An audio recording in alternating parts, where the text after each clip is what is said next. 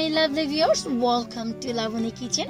আজকের আয়োজনে থাকছে বিক্রমপুরের বিখ্যাত এক রেসিপি, চাপটি পিঠা।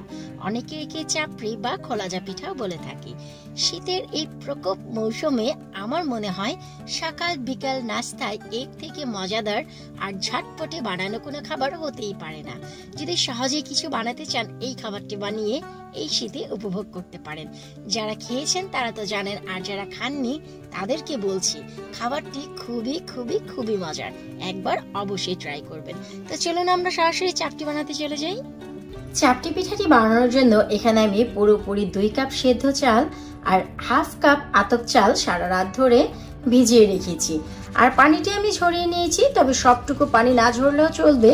যেমনটিকে দেখছেন নিচের দিকে হালকা পানি রয়ে গেছে, কারণ আমরা পানি দিয়েই ব্লেন্ড করব, তাই অল্প পানি থেকে গেলেও কোনো সমস্যা নেই। এটি সম্পূর্ণ শুকিয়ে নেওয়ার কোনো দরকার নেই। এবার এই চালটি আমি ব্লেন্ড করে নিব, তবে আপনারা চাইলে পাটাতেও বেটে নিতে পারেন। যেভাবেই করেন না কেন, এটা ক্রস রাখতে হবে, সম্পূর্ণ মিহি করা যাবে না, তবে এই চাপটি পিঠাটি দারুণ টেস্টি হবে। আমি একটি হ্যান্ড ব্লেন্ডারের সাহায্যে ব্লেন্ড করছি, আপনারা চাইলে জগ ব্লেন্ডারেও ব্লেন্ড করে নিতে পারেন। চালটি ব্লেন্ড করে নেওয়া হয়ে গেছে, আমি একটু দেখিয়ে দিচ্ছি এর স্মুথনেসটি কেমন হতে হবে। অনেকটাই দানা দানা থেকে যাবে, ঠিক এইরকম করে ব্লেন্ড করে নিতে হবে অথবা বেটে নিতে হবে। শুরুতে আমি স্বাদ মতো লবণ দিয়ে দিচ্ছি, পুরোপুরি হাফ টিস্পুন দিয়ে দিচ্ছি, লাগলে আমি কম বেশ পরে অ্যাডজাস্ট করব। এবার দিয়ে দিচ্ছি এখানে পুরোপুরি মেজারমেন্ট কাপের 1 কাপ কুচনো পেঁয়াজ।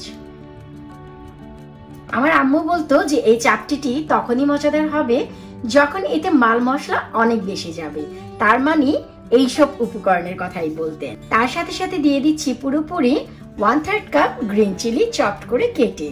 কাঁচামরিচ দিয়ে দিচ্ছি, আপনারা আপনাদের স্বাদ অনুযায়ী ঝালটি কম বেশ করে নেবেন। পুরোপুরি হাফ কাপ দিয়ে দিচ্ছি ফ্রেশ ধনিয়া পাতা। এবার হাতের সাহায্যে খুবই ভালো করে চটকে মাখিয়ে নিতে হবে। আর চাপটির ঘনত্ব কেমন হবে এটা ডিপেন্ড করে আপনাদের উপর। অনেকে অনেক বেশি পাতলা ও ক্রিস্পি পছন্দ করে, অনেকে আবার কিছুটা ঘন পছন্দ করে। সো সেই অনুযায়ী আপনাদের বুঝে এই ব্যাটারটি তৈরি করতে হবে। আজ আমি একটু ভারী করে বানাচ্ছি, তাই গোলাটি আমি একটু ভারী রাখবো। চাপটিটি বানানোর জন্য এখানে আমি একটি ননস্টিকের প্যান বসিয়ে নিয়েছি, তবে এর পরিবর্তে আপনারা তাওয়াতেও করতে পারবেন। এবার গুলিয়ে নেওয়া সেই ব্যাটার আমরা অল্প অল্প করে এখানে দিয়ে দেব। ট্রেডিশনালি এই যে চাপটি বানানো হয় হাত দিয়ে এভাবে করে ছড়িয়ে দেয়, এতে করে হাতের একটি মার্ক এই চাপটিতে আসে, দেখতে অসাধারণ লাগে। তবে যারা অনেক অভিজ্ঞ তারা এই কাজটি করে। আমি আজ চেষ্টা করছি যে হচ্ছে নাকি। প্রথম চাপটিটি বানানোর পর আপনারা ডিসাইড করবেন যে কতটুকু ঘন বা পাতলা আপনারা খাবেন। আর এই যে পেনটি আমরা দেখছি, এই পেনে কোনো প্রকারের তেলের ব্রাশ করার কোনো প্রয়োজন নেই। এবার একটি কভার দিয়ে ঢেকে রাখবো পুরোপুরি 3 মিনিটের জন্য। পুরোপুরি 3 মিনিট হয়ে গেছে। এবার কভারটি তুলে দেখছি আমাদের চাপটির কি অবস্থা। ওয়াও, আশা করি দেখে বুঝতেই পারছেন আমাদের চাপটিটি সম্পূর্ণ ডান হয়ে গেছে। কারণ যখনই চাপটিটি হয়ে যাবে, উপরিভাগটি কালার ঠিক এভাবেই চেঞ্জ হয়ে যাবে। আমাদের চাপটি দারুণ ভাবে হয়ে গেছে। আমি একটু কাছ থেকে দেখাচ্ছি।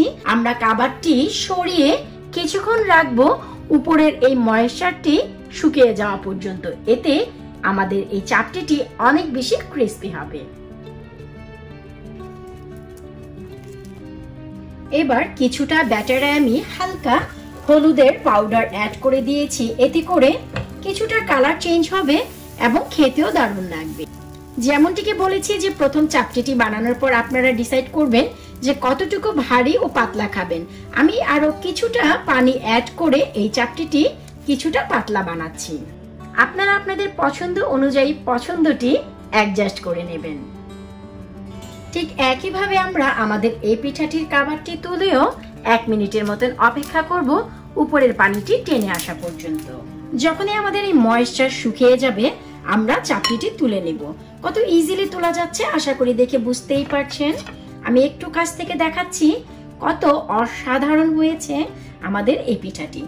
আশা করব আজকের এই বিখ্যাত চাপটির পিঠার রেসিপি আপনাদের একটু হলেও ভালো লাগবে।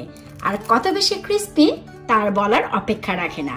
আজ আমি শুটকি ভর্তার সাথে সার্ভ করছি। এই খাবারটি এমনিই খাওয়া যায়, কোনো কিছুই লাগে না, এত বেশি টেস্ট হয়। তারপরে আপনারা চাইলে শুটকি ভর্তা, সরিষা ভর্তা যে কোনো কিছুর সাথে এনজয় করতে পারেন।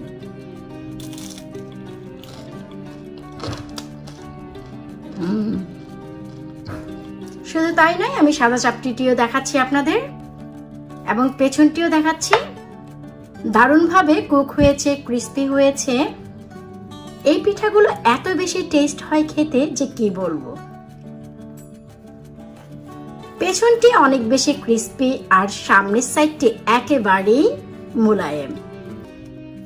আশা করব আজকে আমার এই চাপটি পিঠার ভিডিও আপনাদের একটু হলেও ভালো লাগবে। ভালো লাগলে কাছের ফ্রেন্ডস ও ফ্যামিলিকে দেখার সুযোগ করে দিবেন। চ্যানেলটি সাবস্ক্রাইব করে আমার পাশেই থাকবেন।